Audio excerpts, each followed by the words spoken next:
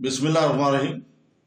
शुरू करता हूँ अल्लाह के पाक नाम से जो बहुत बड़ा मेहरबान नायत रहने वाला है। दोस्तों, बहनों, भाइयों, बुजुर्गों, अस्सलाम वालेकुम।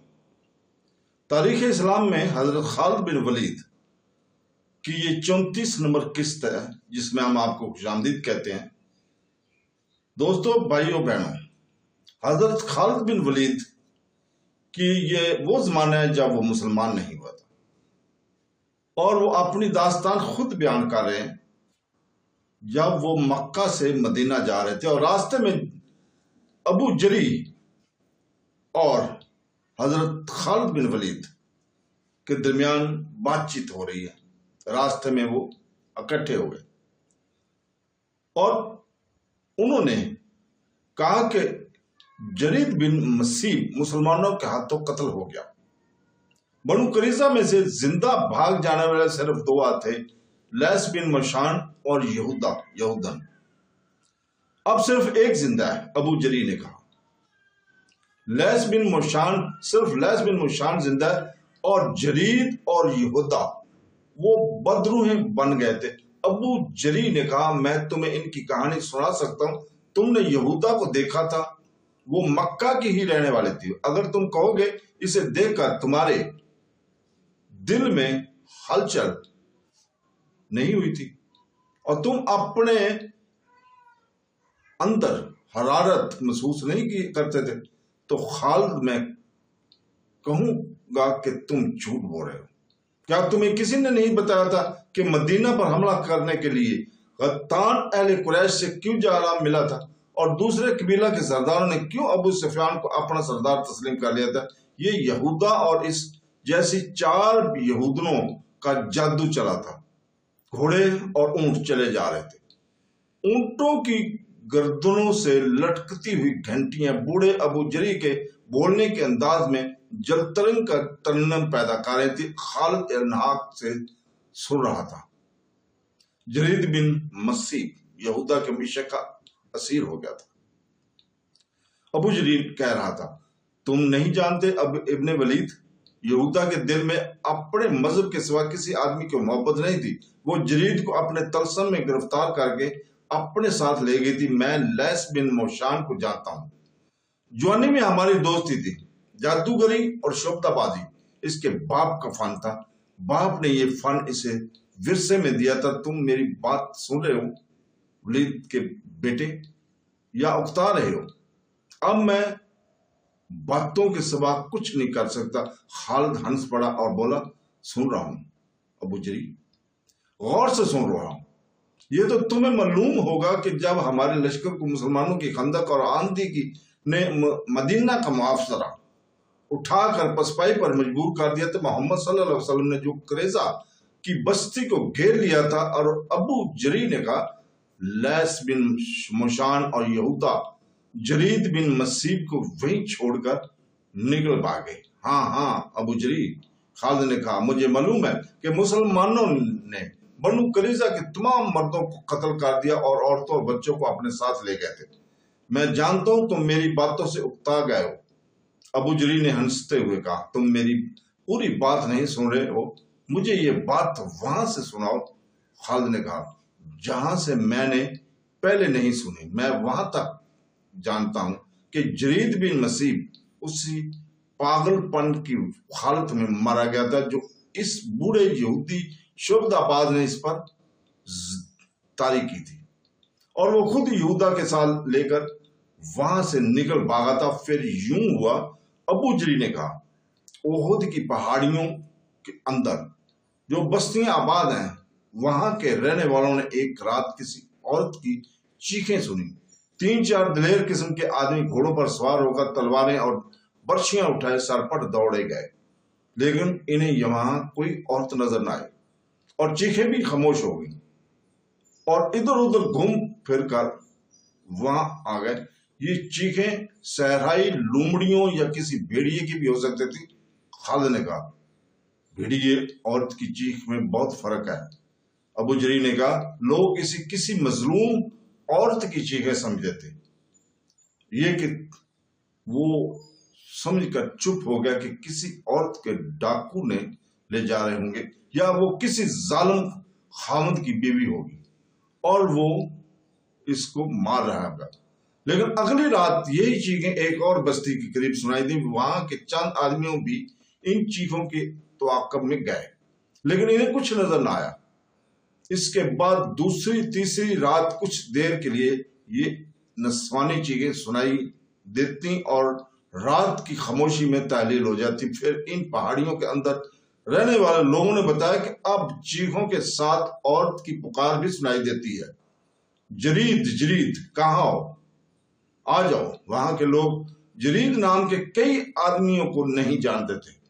ان کے بزرگوں نے کہا کہ یہ کسی مرے ہوئے آدمی کی بدرو ہے جو عورت کے روم میں چیخ چلا رہی ہے۔ ابو جری کے بولنے کا انداز بھی ایسا تاثر تھا جو کسی کو متاثر کر دیا کرتا تھا، لیکن خالد کے چہرے پر کوئی تاثر نہ تھا، جس سے پتہ چلتا کہ وہ قبیلہ غطفان کے اس بوڑھے کی باتوں سے متاثر ہو رہا ہے۔ لوگوں نے اس راستے سے گزرنا چھوڑ دیا جہاں پر یہ آوازیں عموماً سنائی دیا کرتی تھی۔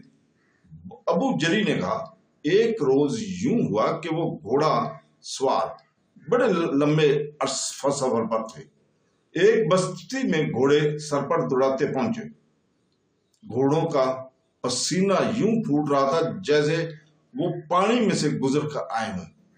ہامتے کامتے سواروں پر خوف طاری تھا۔ انہوں نے بتایا کہ وہ ایک وادی میں سے گزرے تھے کہ انہیں کسی عورت کی پکار سنائی دی، جرید ٹھہر جاؤ، جرید ٹھہر جاؤ، میں آ رہی ہوں۔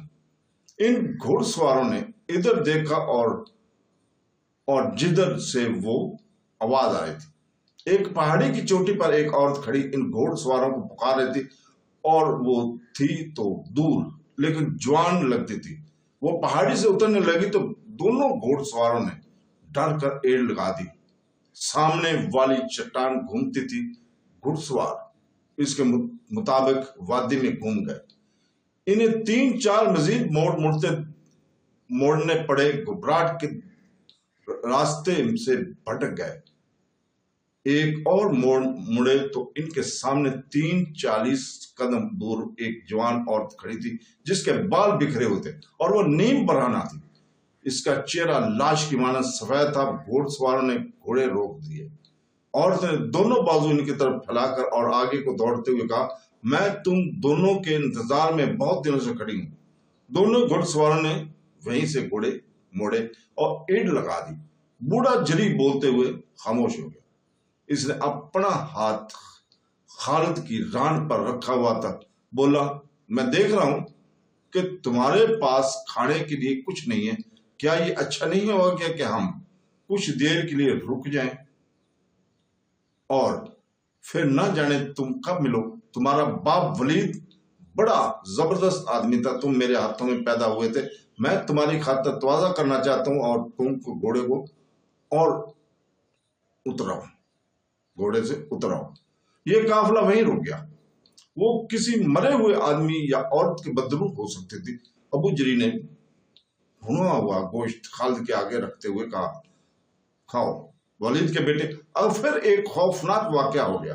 ایک بستی میں ایک اجنبی اس حالت میں آن گرا کہ اس کے چہرے پر لمبی لمبی خراشیں تھیں جن سے خون بہہ رہا تھا۔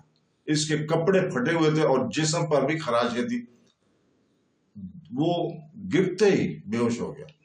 لوگوں نے اس کے زخم دھوئے اور اس کے منہ میں پانی ڈالا۔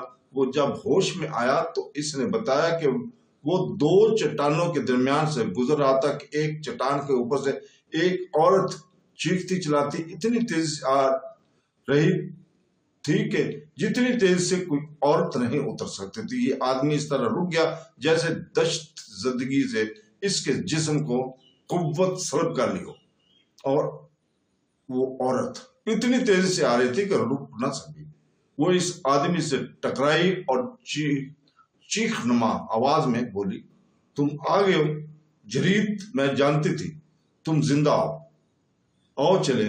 اس شخص نے اسے بتایا کہ وہ جرید نہیں، لیکن وہ عورت اسے بازو سے پکڑ کر سیٹتی رہی اور کہتی رہی تم جرید ہو، تم جرید ہو۔ اس شخص نے اس سے آزاد ہونے کی کوشش میں اسے دھکا دیا اور گر پڑی اور اٹھ کھڑی ہوئی۔ یہ آدمی اسے کوئی پاگل عورت سمجھ کر وہیں کھڑا رہا۔